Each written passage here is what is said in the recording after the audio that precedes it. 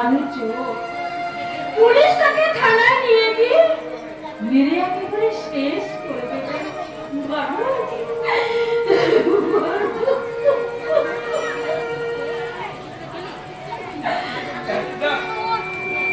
একটা চোরকে ওই পুলিশের হাতে তুলে দিয়ে না ভালো করেছো, তার জন্য দুঃখ বলেই বসে আমাদের ছেলে। তবু তো সে চোর। তাহলে তুমি কাঁদছো কেন? কাঁদছে আমার ভেতরে মায়ের মন। বিশ্বাস করো, সেই মনের সঙ্গে আমি অনেক লড়াই করেছি, তাকে বুঝিয়েছি মানুষ আমাদের ছেলে হলো, তাকে আমরা মানুষ করতে পারিনি। সে আমাদের জীবনের অন্ধকার কলঙ্ক। গ্রামের সবাই হাসছিল ওই মধ্যে। তাহলে তুমি যেন কেন না মন খারাপ করো না। দেখছো তুমি কত ভেবে গেছো, সারাদিন চান নেই, খাওয়া নেই। চলো চান করে খেয়ে বিশ্রাম নেবে। এই জানো, আজ তোমার জন্মদিন। হ্যাঁ গো হ্যাঁ, তোমার প্রতি জন্মদিনে মা তোমায় রান্না করে পায়েস খাওয়াবেন। তাই তো সেই সকালবেলা আমি স্নান করে পায়েস রান্না করেছি। চলো খেয়ে একটু বিশ্রাম নেবে। জন্মদিন, পায়েস, বিশ্রাম। এই দেখেছো আবার মন খারাপ করে। আর জানো তো, দাঁড়াও আমি তোমার জামার বোতামগুলো একটু খুলে দিই। খুলে দিচ্ছি বৌদি, তুমি বেশি পরিশ্রম করো না। ডাক্তার বাবু তোমাকে বিছানা থেকে উঠতে মানা করেছে। মনে থাকি না রে ছিল, এই সামান্য ক্লাসটুকু যে তোমার পড়তে মানা, এই কথাটা আমার কিছুতেই মনে থাকার জন্য তুমি কেন না বৌদি, আমি তো আছি। হ্যাঁ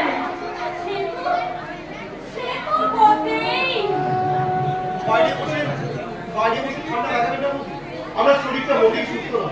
বাচ্চাটা বৌদির জন্য একটা ভালো ডাক্তার নিয়ে আসবে। আমি এখান থেকে চলে যাচ্ছি মাস্টারদা। কেন কেন তুমি এখান থেকে চলে যাবে? আমার চাকরি ভালো লাগছে না মাস্টারদা।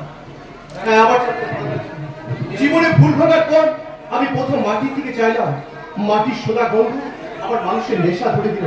কিন্তু একজন অমানুষের অত্যাচার, ভালুর ব্যবহার, কি আর অন্ধকার জীবন আমার চাই ভালো লাগছে না মাস্টারদা। তাই আমি এখানে চলে যাচ্ছি। আমাকে একা ফেলে তুমি চলে যাবে ডাক্তার? আপনি তো একা নন মাস্টারদা, বৌদি রইল, ঝিনুক আছে, পরশুন থাকলো, তারপরে অটল আমার মনোবল, অদ্ভুত আমার চরিত্রের দৃঢ়তা। তাছাড়া আমি একা, অসহায়, অসংহত। তাই তাই আপনি আমাকে ক্ষমা করুন।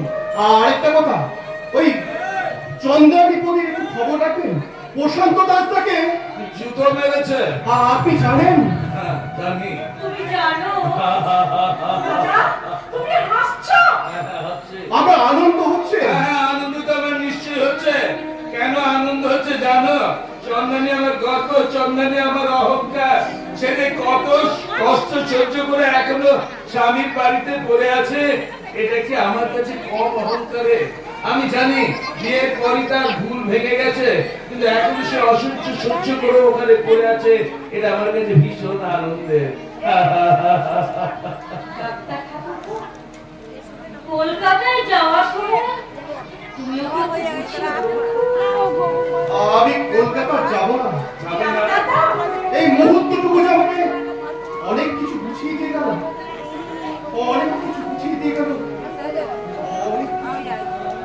এই ছেলে, ডাক্তারবাবুকে গিয়ে বলো ওই সূর্যকে একটা এটিএস ইনজেকশন দিতে হবে। কিছুই আর মনে থাকে না, মুখটা বড্ড ফাঁকা ফাঁকা লাগে। যাও ওকে গিয়ে বলো। হ্যাঁ, আমি এক্ষুনি যাচ্ছি দাদা, আমি এক্ষুনি যাচ্ছি।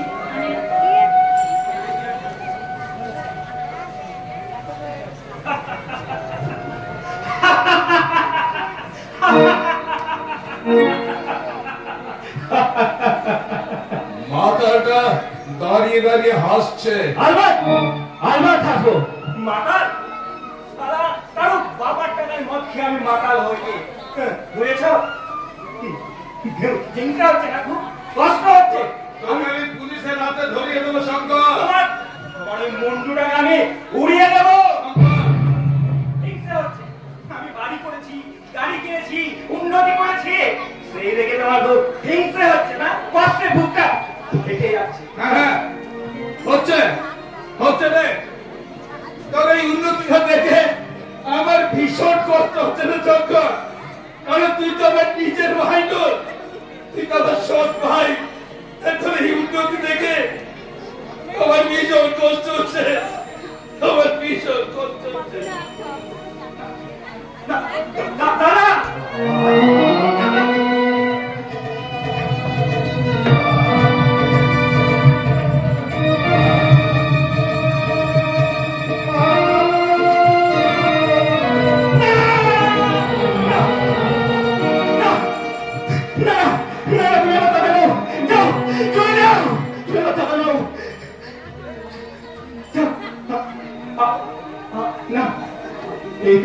আমি কি করলাম?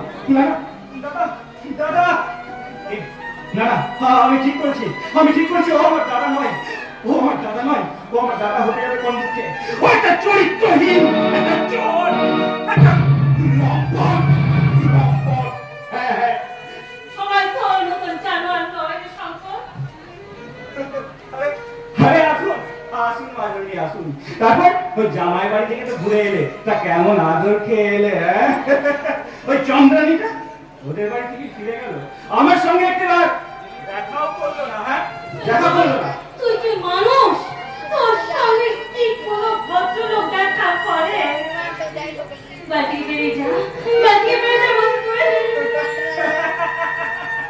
ওরে আমার কে রে, চালটা হাতে দিয়ে মা জননী বলছে এই বাড়িটা কার? তোমার বাবার বাড়ি। আমার কথাগুলো শুনতে এখন খুব দেশো লাগছে, তাই না মা জননী? লাগবেই তো, কারণ তুমি তো কোনোদিন আমার মুখে এক ফোঁটা মধু দাও নি, কে মধুর কথা বেরোবে? তুমি কি শুধু আমাকে বিষ দিয়ে গেছো? বিষ না আর চমকে উঠছে কেন? ভুল হয়ে গেছে শঙ্কর, আমার ভুল হয়ে গেছে। তুই আমাকে ক্ষমা করে দে শঙ্কর, আমাকে তুই ক্ষমা করে দে। তুই আমার কাছে প্রতিটা ঘর বাবা, যে তুই আমার তুই কোনোদিন যাবি না, তুই বাড়িতে বলে কোনোদিন যাবি না। অসম্ভব, আমি কেয়াকে বিয়ে করবো, কেয়াকে বাড়ি বউ করে আনবো। ও ঝড়, ও ঝড়, তুই এবার জানিস না চন্দ্রানী যন্ত্রণা শেষ নেই, ওদের রক্তে বিষ আছে। কে একটা চৈত্রহীন আর ও স্বামীর গলে এক চড়। শঙ্কর, ইয়া চরিত্রহীনা। শঙ্কর,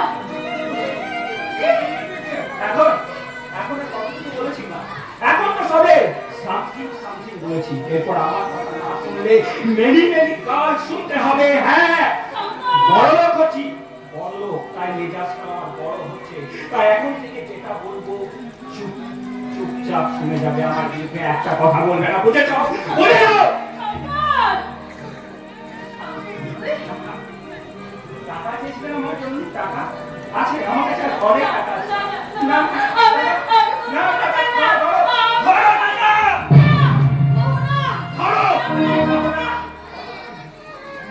নেবে না শয়তান। তবে তবে রে তোর গলাতে আমি শেষ করে দেব।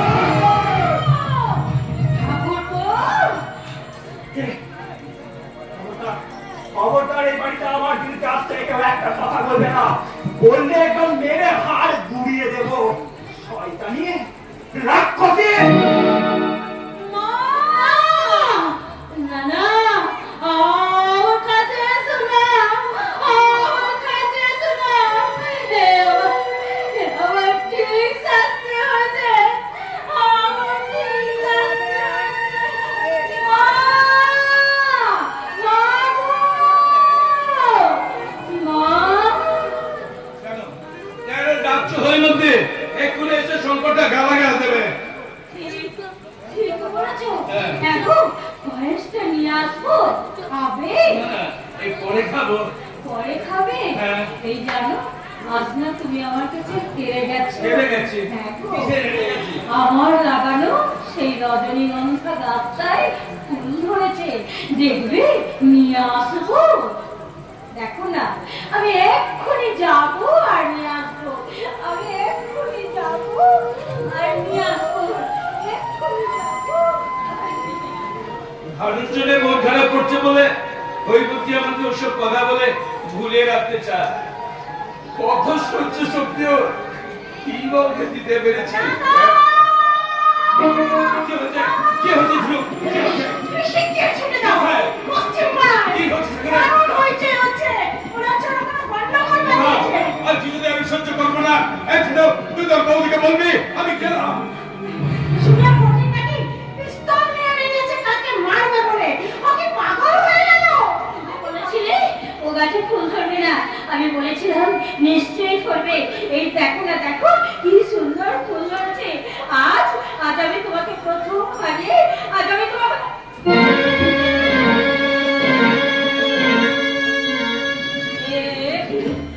ও কোথায় গেল? দাদা একটা কাজের বাইরে গেছে বৌদি। আবার চলে গেল।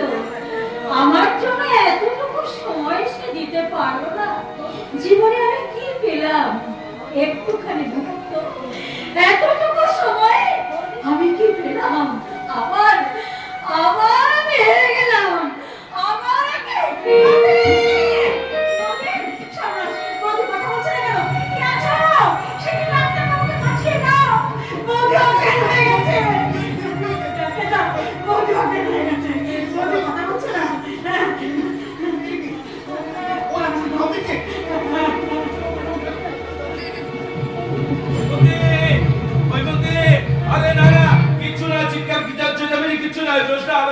ছেলেগুলো খেলাচ্ছিল আর আমি ভেবেছিলাম ওরা বোধহয় কিছু করেছে। না না, কিছু হয়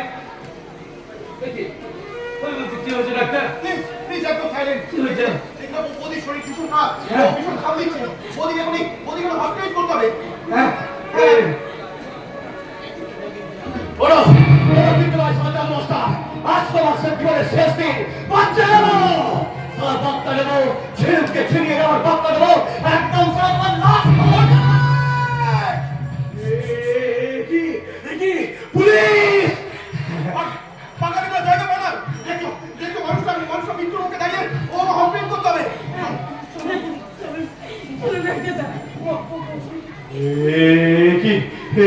কি হলো? এমনটা ভাবি সাইনি।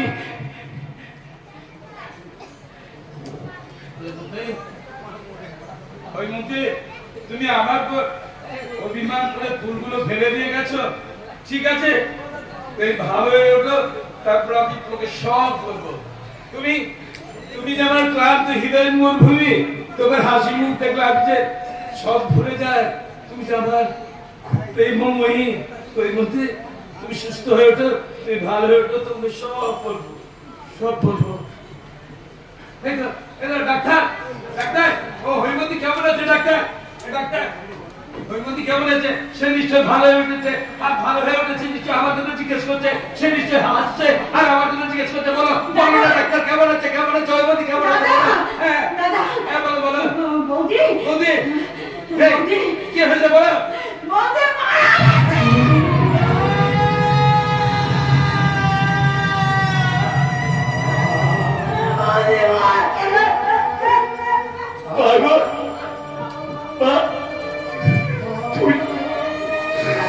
তুমি চলে গেলে মা, তুমি চলে গেলে। তোমাকে প্রথম দেখে যা আমার মায়ের কথা মনে পড়েছিল। তোমার মুখে ছিল আমার মায়ের হাসি, তোমার চোখে ছিল আমার মায়ের মতো পাগল করা দৃষ্টি। তোমার কথা মনে হলে আমার বুকটা কেঁপে কেঁপে উঠতো। তাই তো তোমাকে দেখে আমি বারবার ভয়ে নেমে গেছি মা, বারবার ভয়ে নেমে গেছি। পুলিশ, আমার জীবনের একমাত্র পুলিশকে তারা মেরে ফেলেছে।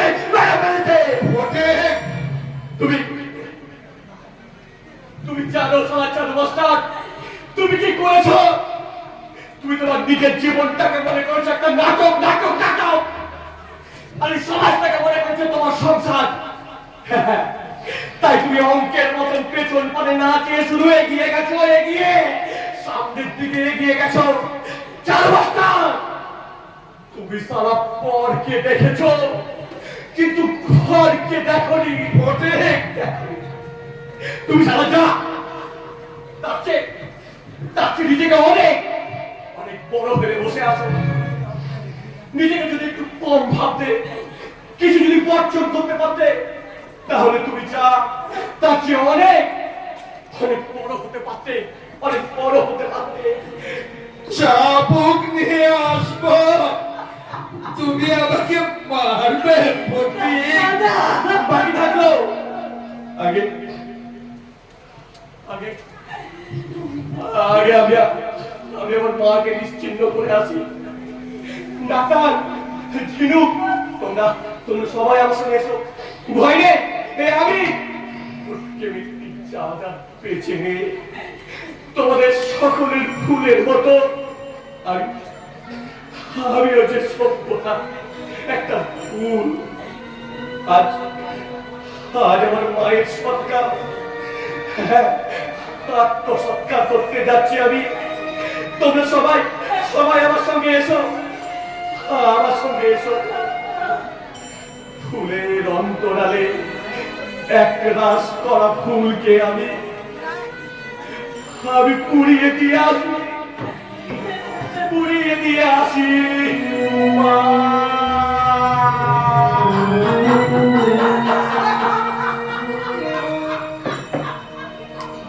এই তোমরা যাও, আমি একটু পরে যাচ্ছি। ভেঙে পড়ো না, কষ্ট দেও না। কাল সকাল থেকে অনেক কাজ, ডিএম সাহেব আসবেন, জমির পাট্টা দিতে হবে। তোমরা যাও। তুমি কাঁদছো না তো? হ্যাঁ, না আমি কাঁদিনি রে ছিল, আমি কাঁদিনি। ডাক্তার, আমি কাঁদিনি। আমার এই চোখে দিয়ে দেখো না, আমি কাঁদিনি ডাক্তার, আমি কাঁদিনি ছিল, আমি কাঁদিনি।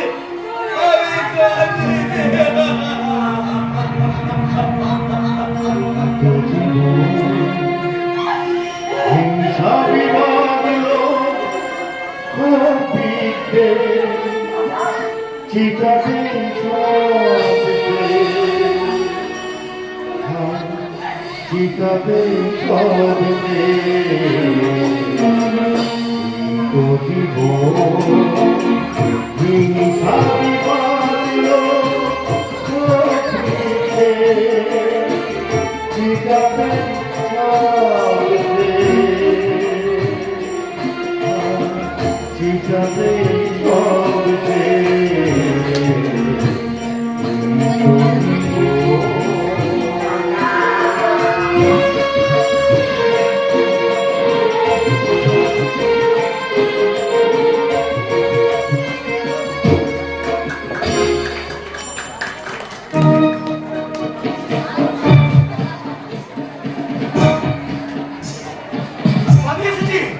পালিয়ে এসেছি। এই বাক্স আর পুল্লি নিয়ে আমি অনেক কষ্টে পালিয়ে এসেছি। না আমি পালাবো। ওই ফটিক যদি ঘরে থাকতো তারা আমাকে মেরে একবারে শেষ পথ করে দেন তো। না আমি কেটে পড়বো, আমি অনেক দূর চলে যাবো।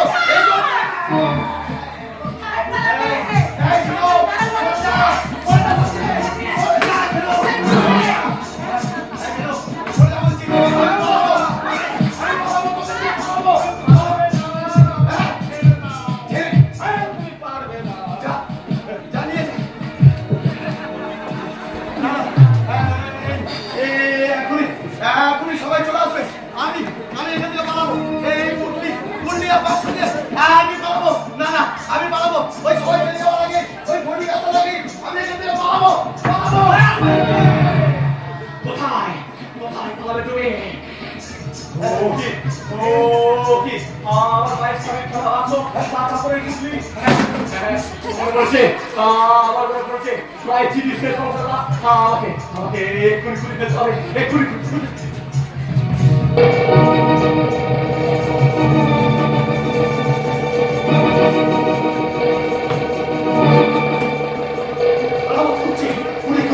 এই সুযোগে আমি পাবো অনেক দূর।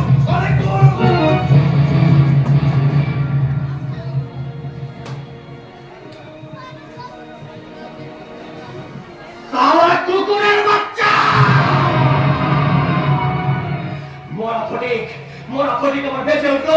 আজ থেকে সে আমার ভোটকে বিক্রি হয়ে গেল, মিলে গেল সারা জীবনের ঠিকানা, যারা হয়ে গেল আমার চাকরের খরচ। সারা সুরের বাচ্চা ভগবান, সারা সুরের বাচ্চা ভগবানের সঙ্গে আজ থেকে আমার আনি। তবু তাকে বলবো, জন্ম যখন দিলে তখন কেন সারা আমাকে একটা জানোয়ার করলে না? কেন কেন কেন কোথায় পালাবে তুমি? কতদূর পালাবে? তোমার ভুলের কাজ হবে কোটকে মিত্রের চোখে ভাঙি নিয়ে পালাবার জায়গায় পৃথিবীতে তোমার নেই। জানোয়ার দয়াল মারছে।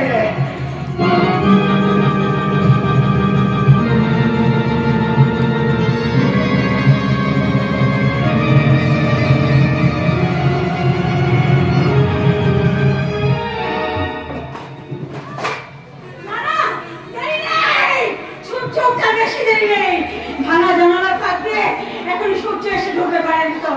তার আগে ওই শয়তান প্রশান্ত মানুষ আমার জীবন যৌবন সব কিছু শেষ করে দেবে। তারা করে দেবে আমার জীবন যৌবন। ডাক্তার দাও, মাস্টার দাও। কেউ কি জানে না যে আমি কোথায় একটা পড়েছি? বাবা ওকে ভরে গেছে, নাহলে আমাকে এখান থেকে উদ্ধার করতে ছুটে আসছে না কেন?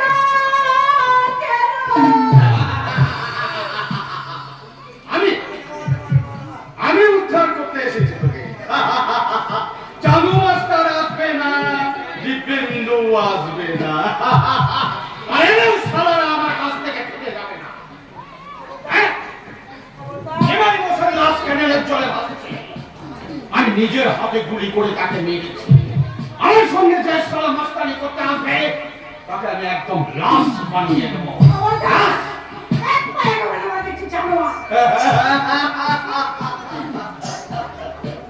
নাগিনী, বাউরি পাড়ার কাল নাগিনী, শুধু শুধু গর্জন করছো কেন ভাই? খেলা দেখাবে না বাবু?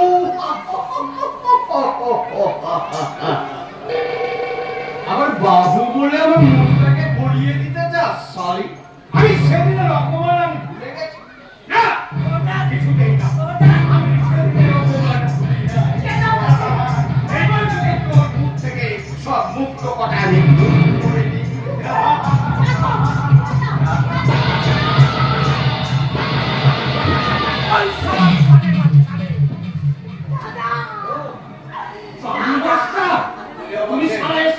তুমি আমাকে চিনতে পারছো না? চলো আজ প্রশান্ত বালুচায় আমার স্ত্রী বিয়োগের যন্ত্রণা বুকে নিয়ে আমি এখানে ছুটে এসছে। সারা রাত আমি খুঁজে বেরিয়েছি ঝিনুককে, তারপর সন্ধান পেয়েছি আমি। বলো বলো, কেন ঝিনুকের সর্বনাশ করতে চেয়েছিলে? কেন কেন? আমার ভয় নেই, আমি যখন চলে এসছি ওর শত্রু নেই, আমার হাত থেকে ঝিনুককে আমি নিয়ে যাচ্ছি ঝিনুককে। তোমার ক্ষমতা থাকা পর্যন্ত পরিচয় রক্ষা করো। কিছুতেই নয়। ঝিনুক থামো না।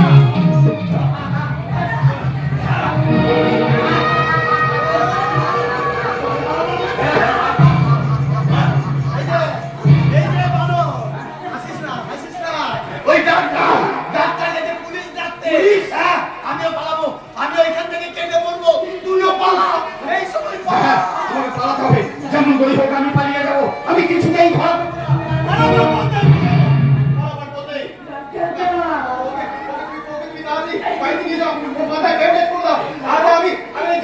পুলিশের হাতে তুলে দেন, তারপর দেখো।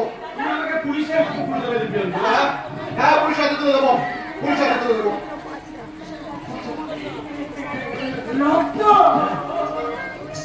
রক্ত এই ঝিনুক, রক্ত, এই রক্তের কথা হৈমতীকে বলো না। হ্যাঁ ডাক্তার, হৈমতীকে বলো না। হৈমতীরা রক্ত দেখলে খুব ভয় পায়। ওকে বলো না। না, ওকে বলো না, হৈমতীকে বলো না। হ্যাঁ হ্যাঁ কি বলে? ওদিন নেই, মারা গেছে। হৈমতী মারা গেছে। চলো দাদা, চলো।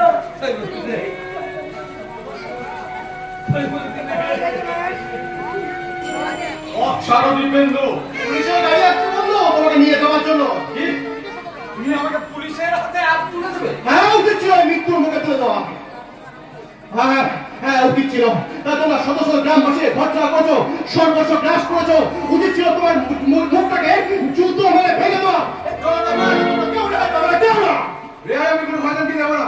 প্রশান্ত Banerjee, you are under arrest. দাঁড়াও বাবু।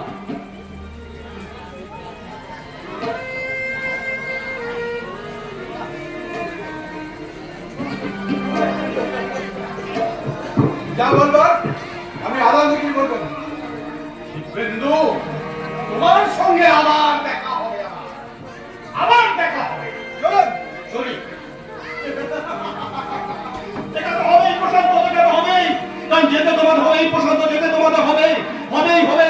তাহলে মিথ্যা হয়ে যাবে মনীষীদের ভবিষ্যৎবাণী। এমন দুর্ভাগা দেশ যাদের করেছে অপমান, অপমানে হতে হবে তাদের সবার সমান।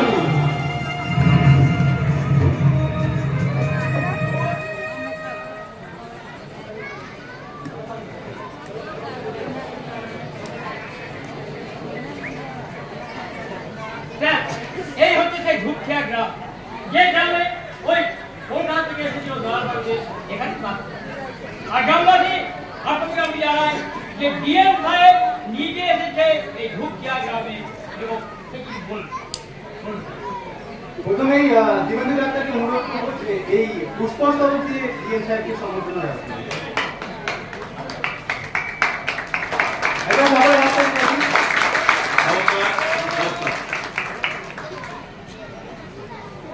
ঠিক আছে, আপনারা সব বসুন, আমি সবার কাজ এখন আরম্ভ করছি।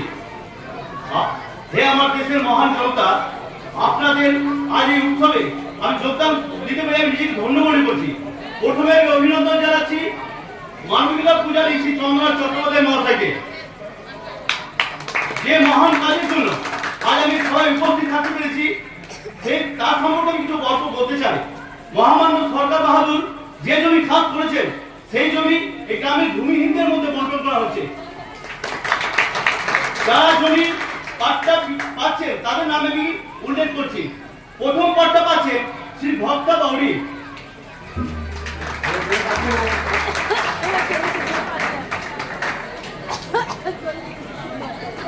দ্বিতীয় পাট্টা পাচ্ছেন শ্রী সূর্য বাউরি,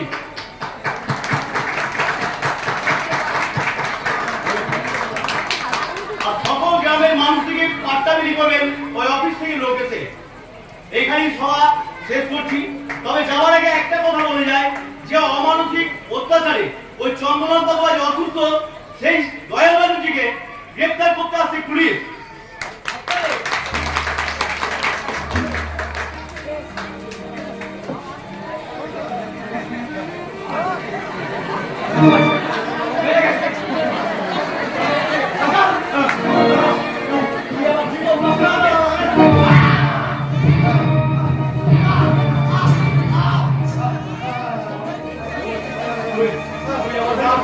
আমার মাকে তুই মরতে বাধ্য করছিস, আমার সংসার তুই ছিলেন।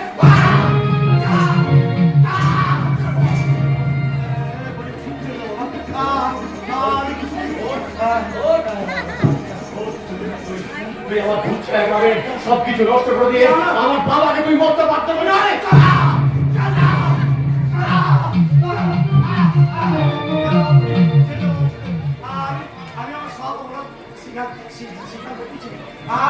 আমি অপরাধ করছি, আমাকে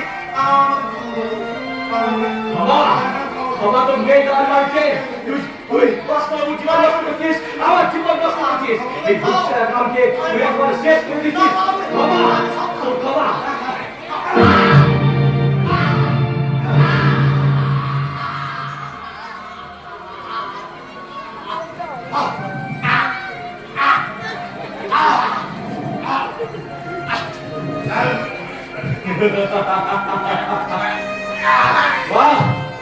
মাগো ভাবি, এই প্রত্যেক দিন তোমার সমস্ত কিছু ভুলের প্রতিশোধ নিয়ে যাওয়া। প্রতিশোধ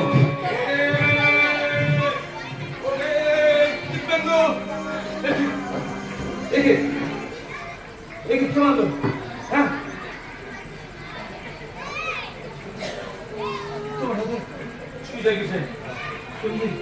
তুমি ছুটি নেই কি করছো?